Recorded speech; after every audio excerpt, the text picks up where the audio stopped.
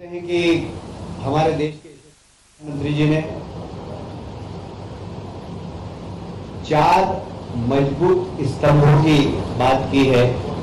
युवा, महिला, किसान। इसमें से महिला सशक्तिकरण ये हमारा एक बहुत महत्वपूर्ण विषय और ये पूरा की पूरा मां साहब को समर्पित है, अहिल्या माता जी को समर्पित है। और उनके ही सम्मान में 31 मई को देश के यशस्वी प्रधानमंत्री नरेंद्र मोदी जी भोपाल पधार रहे हैं और 2 लाख महिलाओं के सम्मेलन को संबोधित करेंगे। महिला सशक्तिकरण के लिए जो कार्यक्रम केंद्र सरकार और प्रदेश सरकार के द्वारा किए जा रहे हैं, जिस प्रकार महिला कामगारों के लिए औद्योगिक क्षेत्र में उनके आवास की व्यवस्था केंद्र सरकार और राज्य सरकार के सहयोग से सभी औद्योगिक क्षेत्रों में महिला कर्मचारियों के लिए आवास बनाने का निर्णय आज कैबिनेट ने भी लिया है और माननीय प्रधानमंत्री जी इस विषय में विशेष रुचि ले रहे हैं, इसलिए केंद्र सरकार से भी हमें सहयोग प्राप्त हो रहा है। वहीं माननीय प्रधानमंत्री जी भोपाल और इंदौर की भोपाल से ही मेट्रो ट्रेन का भी लोकार्पण करेंगे। इंदौर और भोपाल और साथ ही दतिया एयरपोर्ट और सतना का एयरपोर्ट, उन दोनों का भी वहीं से लोकार्पण करेंगे। माता जी के जो तीर्थों जयंती पर 20 मई से 31 मई तक काफी कार्यक्रम है। कल पता नहीं आप लोगों ने नाटक देखा कि नहीं देखा, अद्भुत नाटक था। मतलब प्रहलाद भाई और हम जरा कठोर माने जाते हैं, हमारे आंख में आंसू बहुत कम आते हैं, हमारे कारण बहुत सारे लोगों को आ जाते हैं, पर कल वहां हमें भी आंसू पोंछना पड़ा। इतना जबरदस्त नाटक था। माननीय मुख्यमंत्री जी ने वहीं पर निर्णय लिया कि प्रदेश के जहां जहां जो शहर मांगेगा वहां पर ये नाटक हम कराएंगे और उसके प्रोग्राम भी बन गए हैं। कालिदास संस्कृति अकादमी उज्जैन में भी होगा। महिदपुर में देवी अहिल्या केंद्रित महिला कवि सम्मेलन होगा। ग्वालियर, भोपाल, बैतूल में यही महानाट्य प्रस्तुत किया जाएगा। इंदौर में एकल कविता पाठ व सांस्कृतिक गतिविधियां लगातार चलेगी।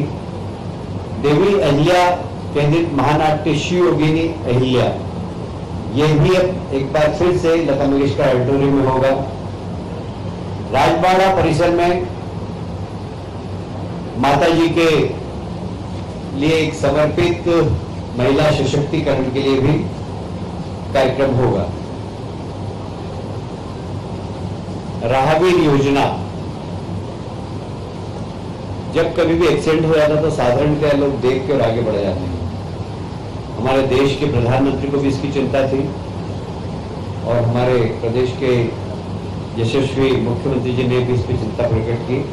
मुझे कहते हुए गर्व है कि अब कहीं पर भी एक्सीडेंट होगा, जो भी राहगीर रोक कर उस घायल व्यक्ति को अस्पताल तक पहुंचाएगा या उसको प्राथमिक स्वास्थ्य केंद्र तक पहुंचाएगा, उसको 25,000 रुपए सरकार की ओर से मिलेगा। उसको तत्काल 108 एम्बुलेंस पर फोन भी करना होगा। और ये राहगीर योजना निश्चित रूप से बहुत सारे लोगों की जान बचाने में बहुत महत्वपूर्ण भूमिका अदा करेगी। और जब जिस व्यक्ति को पुरस्कार मिलेगा उसको पुलिस परेशान भी नहीं करेगी। एक निर्देश शासन की ओर से है कि जो भी व्यक्ति घायल व्यक्ति को उपचार के लिए या उसकी जान बचाने के लिए सहयोगी बनकर सामने आए, पुलिस उसकी सहयोगी बने, उससे प्रश्नवाचक चिन्ह नहीं करे।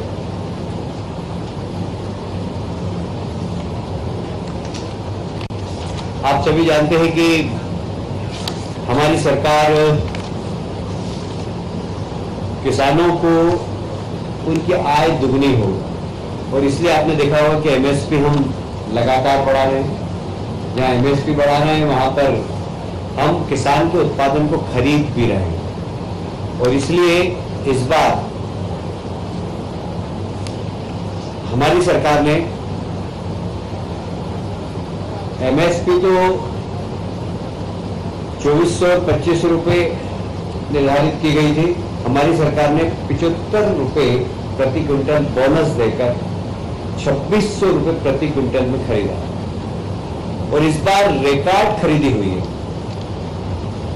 जो पिछले वर्ष की तुलना में लगभग 30 मीट्रिक टन अधिक, लगभग 62% अधिक है। 30 लाख मीट्रिक टन अधिक है, जो 62% पिछले बार की तुलना में अधिक है। मुझे यह कहते हुए बहुत प्रसन्नता है कि लगभग 20,000 से 20,000 करोड़ रुपया किसानों को बांटा गया, उनका पूरा उत्पादन खरीदा गया। 9 लाख किसानों से टोटल खरीदा गया है, और माननीय मुख्यमंत्री जी ने, विभाग के अधिकारी और माननीय मंत्री जी को भी धन्यवाद दिया, और पूरे मंत्रिमंडल ने मुख्यमंत्री जी को इस अच्छे कार्य के लिए बधाई भी दी है।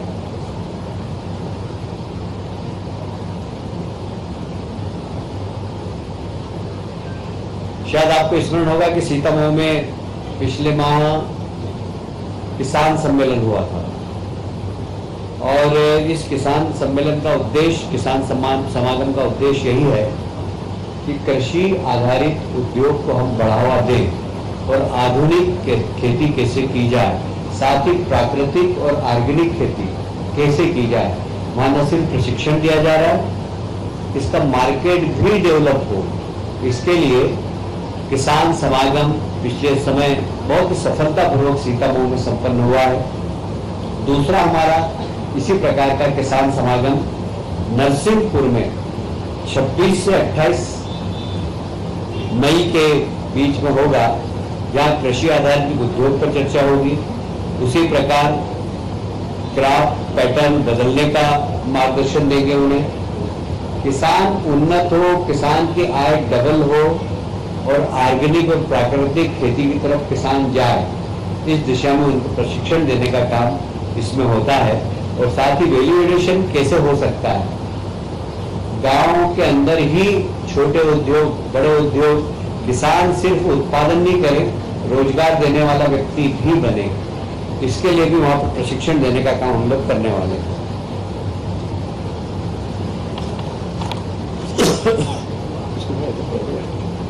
बहुत तेज या कम कर दो।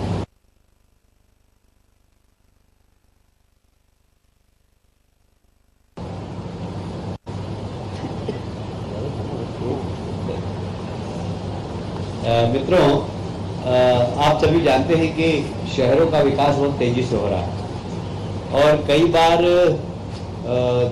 दो शहरों के बीच में यदि विकास करना हो तो कौन सी एजेंसी करे, ये हमेशा एक प्रश्न चिन्ह उठता है। जैसे इंदौर के लिए हमको अंतर्राष्ट्रीय एक एयरपोर्ट चाहिए। अब उस एयरपोर्ट को नगर निगम बनाए, कौन जमीन उसकी सिलेक्ट करे, इसके लिए बहुत जरूरी था कि एक ऐसी संस्था हो जो कि इस बारे में विचार करे, 2-3 शहरों के बारे में कैसे एक समेकित डेवलपमेंट, और 2-3 शहर क्लब होकर विकास के बारे में सोचे। इसके लिए महानगर काउंसिल का एक, जब संविधान का 74वां संशोधन हुआ था, उस वक्त संविधान में यह गाइडलाइन थी कि शहरों को एक महानगर परिषद बनाना चाहिए। तो हमने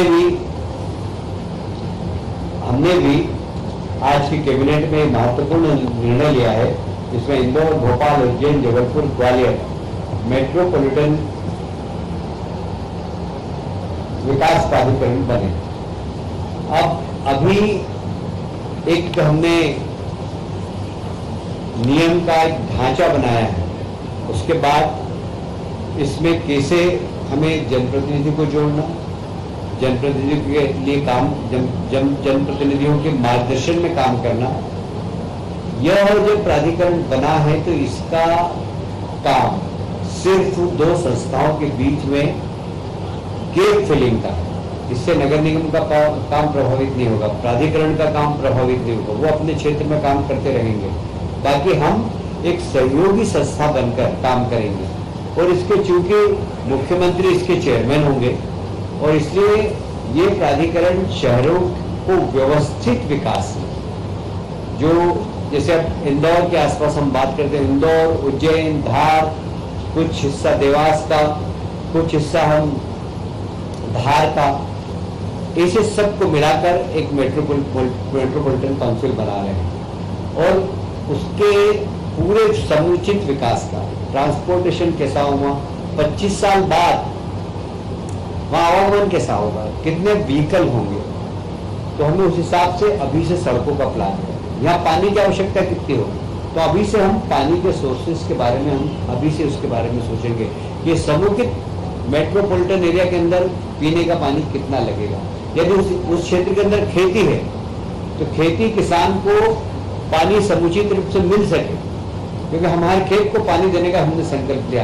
तो ये सब काम मेट्रोपॉलिटन काउंसिल करेगी और इसके 3 चरणों में इसकी कमेटी है। 2 चरणों के चेयरमैन मुख्यमंत्री होंगे, 1 चरण के माध्यम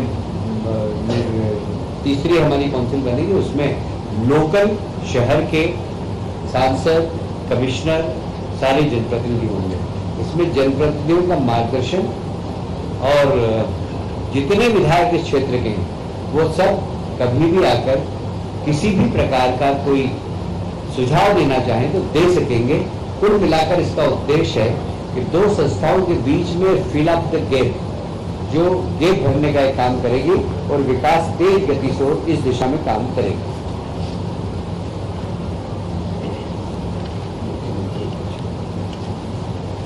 मित्रों, स्वच्छ भारत मिशन देश के प्रधानमंत्री जी ने चालू किया है और उसमें नगर निगम, नगर पालिकाओं को काफी धनराशि भी आवंटित की गई। अब जो भारत सरकार का स्वच्छ भारत मिशन में है 2.0 में बहुत सारे ऐसे प्रावधान है जो नंबर 1 में नहीं थे और इसलिए उन प्रावधानों की कमी दूर करने के लिए, जैसे मैं एक उदाहरण दूंगा कि पहले स्वच्छ भारत मिशन के माध्यम से कचरा कलेक्शन के लिए गाड़ियां आ गई, अब उनकी लाइफ 3 साल है, 4 साल है, हमको नई गाड़ी खरीदना है। नई गाड़ी खरीद करने के लिए स्वच्छ भारत 2.0 में वो प्रावधान अब नहीं है और इसलिए हम अब मुख्यमंत्री शहरी स्वच्छता कार्यक्रम हम वापस चालू कर रहे हैं। पहले ये हालांकि 2012 में चालू किया था और इसको बाद में जब स्वच्छ भारत मिशन आया तो यह शून्य हो गया था, क्योंकि वो बहुत बड़ी राशि भारत शासन से आ रही थी। पर अब आवश्यकता है इस बात की, जैसे ड्रेनेज के अंदर मैनहोल में व्यक्ति नहीं घुसे, उसके लिए मशीन खरीदना है, तो नगर निगम के पास पैसा नहीं है और स्वच्छ भारत मिशन जो भारत सरकार का उसमें प्रावधान नहीं है सेकंड पार्ट में, तो हम मुख्यमंत्री स्वच्छता कार्यक्रम के अंतर्गत वो मशीन उनको उपलब्ध कराएंगे। कुल मिलाकर स्वच्छ भारत मिशन लगातार तेज गति से चलता रहे और इसलिए इसको सपोर्ट के लिए ये मुख्यमंत्री शहरी स्वच्छता कार्यक्रम के अंतर्गत हमने आज कैबिनेट में निर्णय लिया है। पहले चरण में हमने 277 करोड़ का ऐसे प्रावधान किया, हालांकि ये राशि मुझे अभी कम दिख रही है, इसलिए आज मैंने कैबिनेट में कहा भी है कि मुख्यमंत्री जी राशि बढ़ाना पड़ेगी, क्योंकि बहुत सारे नगर निगमों में बहुत सारे सामान नहीं है, मैं जहाँ भी जाता हूँ, पर ये इसकी शुरुआत हो गई है। पैसे के तो कभी भी आ सकते हैं, 12 महीने हम लोग कैबिनेट करते रहते हैं और पर यह एक अच्छी शुरुआत हुई है। कि स्वच्छता मिशन जो केंद्र सरकार का वो तेज गति से चलता रहे। आज एक महत्वपूर्ण निर्णय और हुआ, फिर उसको वैसे कर दो, जैसे ऊपर कर दो।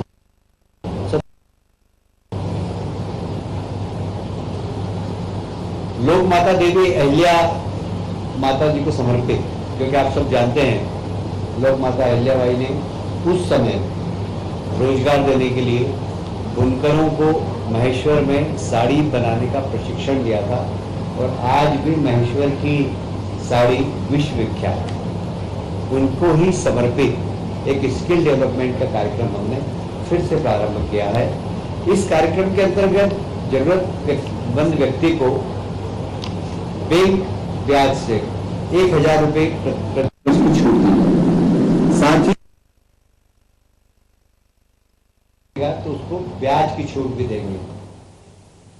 योजना में 100 करोड़ का प्रावधान है। इसमें युवा, महिलाएं सभी सम्मिलित हो सकते हैं, और इस स्किल डेवलपमेंट के माध्यम से जब व्यक्ति रोजगार मूलक प्रशिक्षण प्राप्त करेगा तो कुछ रोजगार देने वाला भी बन सकता है। जैसे प्रधानमंत्री हमेशा कहते हैं कि रोजगार मांगो मत, रोजगार दो। यह योजना महिला हो या पुरुष, उनको रोजगार देने वाला बनाएगी। ये एक बहुत अच्छी योजना आज माननीय मुख्यमंत्री जी के नेतृत्व में कैबिनेट ने पारित की है, जिसमें हमारे बेरोजगार युवाओं को